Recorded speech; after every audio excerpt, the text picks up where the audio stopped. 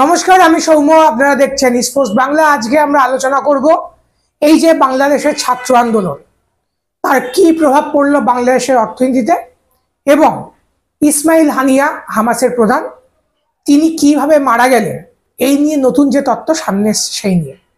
প্রথমে আসব ফিলিস্তিনের স্বাধীনতাপন্থী রাজনৈতিক দল হামাসের রাজনৈতিক ব্যুরোর প্রধান ইসমাইল হানিয়া গতকাল ভোরে মারা গেছেন। তাকে খুন করা হয়েছে। কিভাবে সেই খুন তিনি হলেন সেই নিয়ে আজকে নিউ ইয়র্ক টাইমস একটা তথ্য হাজির করেছে, বিভিন্ন অফিসিয়ালদের, আধিকারিকদের বয়ান দিয়ে। ইসমাইল হানিয়া গিয়েছিলেন মাসুদ পেজেশকিয়ানের, অর্থাৎ ইরানের যে নবনির্বাচিত রাষ্ট্রপতি, তার শপথ গ্রহণ অনুষ্ঠানে। সেখানে নীতিন গাডকারিও গেছিলেন ভারতের তরফ থেকে। এবং শপথ গ্রহণ অনুষ্ঠানের পরে তিনি যখন গেস্ট হাউসে ফেরেন, যেখানে তিনি ছিলেন, সেখানে ব্যাপক বিস্ফোরণ ঘটে এবং হামাসের রাজনৈতিক ব্যুরোর প্রধানের মৃত্যু হয়। এরকম একটা তথ্য আসছিল যে বাইরে থেকে মিসাইল মেরে হয়তো তার বাসভবনটাকে উড়িয়ে দেওয়া হয়েছে এবং হানিয়াকে হত্যা করা হয়েছে। কিন্তু আজকে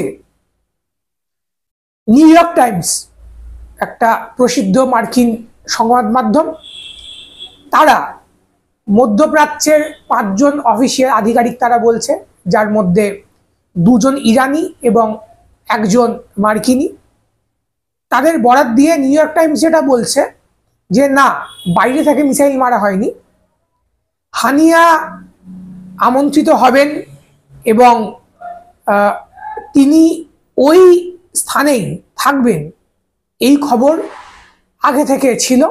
এবং যারা তাকে হত্যা করেছে তারা 2 মাস আগে, অর্থাৎ গতকাল থেকে 2 মাস আগে, তারা বিস্ফোরক সেখানে স্মাগল করেছিল এবং সেখানে সেটা রেখে দিয়েছিল।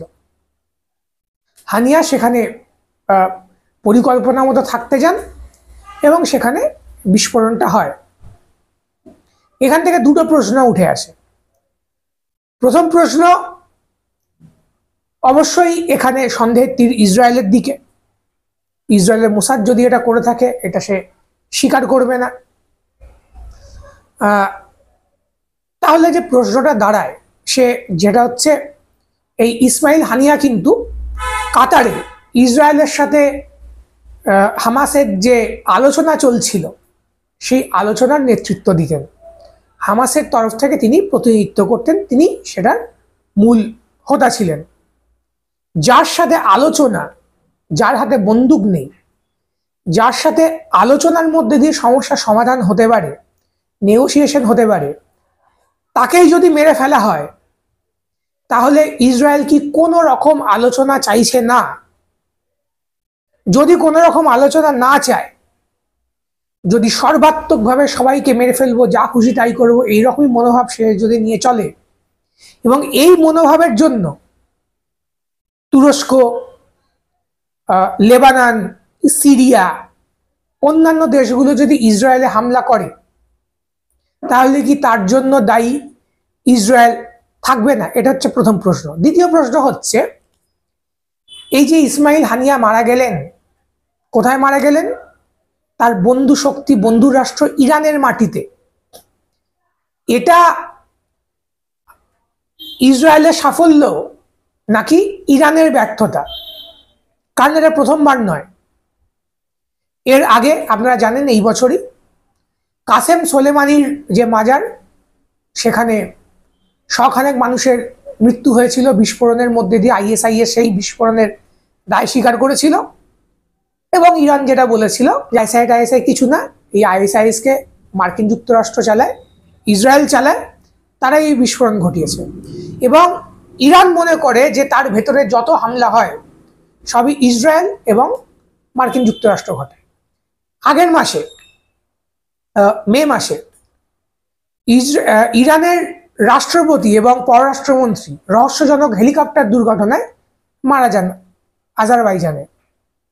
অনেকে মোসাদের তত্ত্ব এনেছিল, কিন্তু ইরান সেই নিয়ে কিছু বলেনি। রহস্যজনকভাবে সেই হেলিকপ্টারের দুর্ঘটনা হয়, বাকি দুটো হেলিকপ্টার ঠিকঠাকভাবে চলে যায়।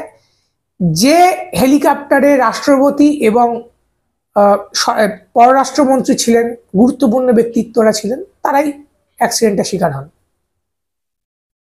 2020 সালে ইরানের একজন জেনারেল কাসেম সোলেমানি, তাকে ডোনাল্ড ট্রাম্পের সরকার ড্রোন মেরে বাগদাদে হত্যা করে।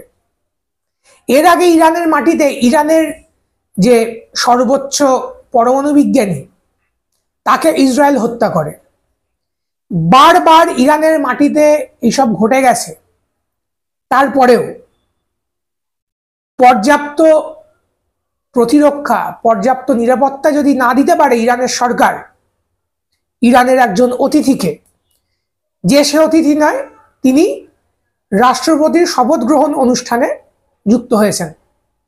এই রাষ্ট্রপতির শপথ গ্রহণ অনুষ্ঠানে কিন্তু রাষ্ট্রপতির কাছাকাছি পদমর্যাদার লোকজনকে মূলত আমন্ত্রণ করা হয়, যদিও ভারত থেকে গডকারি গেছিলেন। তাহলে এরকম একটা পর্যায়ের মানুষের নিরাপত্তা সেটা কোথায়? যদি এটা 2 মাস আগে থেকে প্ল্যান হয়ে থাকে, তাহলে এটা অবশ্যই এই প্রশ্ন জাগায় যে এটা ইরানের দুর্বলতা নাকি ইসরায়েলের সাফল্য। আর ইসরায়েলের সাফল্য কি ইসরায়েল নিজের জন্য বিপদ ডেকে আনছে না? কারণ আলোচনা করার যে প্রধান লোক, তাকে ইসরায়েল মেরে ফেলেছে। অন্যদিকে আজকে বাংলাদেশের কেন্দ্রীয় ব্যাংক যে তথ্য প্রকাশ করেছে, তাতে তারা বলেছে যে 31শে জুলাই পর্যন্ত রিজার্ভ 20.48 বিলিয়ন, অর্থাৎ বিদেশি যে মুদ্রা সেটা 20.48 বিলিয়ন ডলারের রিজার্ভ তাদের কাছে আছে। এবং 1 মাস আগে এটা ছিল 21.78 বিলিয়ন ডলার, অর্থাৎ 1.3 বিলিয়ন ডলার তাদের রিজার্ভ কমে গেছে। এবং 3 মাস 7 দিন আমদানি ব্যয় মেটানো যাবে এই রিজার্ভের দ্বারা। এই ফরেন রিজার্ভ কোথা থেকে আসে? মূলত এক্সপোর্টের মধ্যে দিয়ে, গার্মেন্টস এক্সপোর্ট, যেখান থেকে 80% আসে, আর আসে রেমিটেন্সের মধ্যে দিয়ে। এবার গার্মেন্টস থেকে বেশি টাকা আসে নাকি রেমিটেন্সের মধ্যে দিয়ে, সেটা একটা বিতর্ক। কারণ রেমিটেন্সের অনেক টাকা আসে হচ্ছে আইনি পথে ব্যাংকের মাধ্যমে, আর অনেক টাকা আসে হুন্ডির মাধ্যমে। কিন্তু প্রধান যে দুটো আয় বিদেশি মুদ্রা অর্জনের বাংলাদেশের, সেটা হচ্ছে রেমিটেন্স এবং গার্মেন্টস। এই এতদিন যে ইন্টারনেট বন্ধ ছিল, সড়ক অবরোধ ছিল, তার ফলে গার্মেন্টস শিল্প যেরকম ধাক্কা খেয়েছে, অন্যান্য শিল্প ধাক্কা খেয়েছে, তেমনি ছাত্রদের ওপরে গুলি চালানোর প্রতিবাদে প্রবাসী যে শ্রমিকরা, যারা গতর খাটিয়ে খান বিদেশে গিয়ে, তারা কিন্তু রেমিটেন্স পাঠানো বন্ধ করে দিয়েছে। ব্যাপক পরিমাণে রেমিটেন্স কমে গেছে। এই জুলাই মাসে রেমিটেন্স কমেছে 3.2% এবং এসে দাঁড়িয়েছে 1.9 বিলিয়ন ডলারে।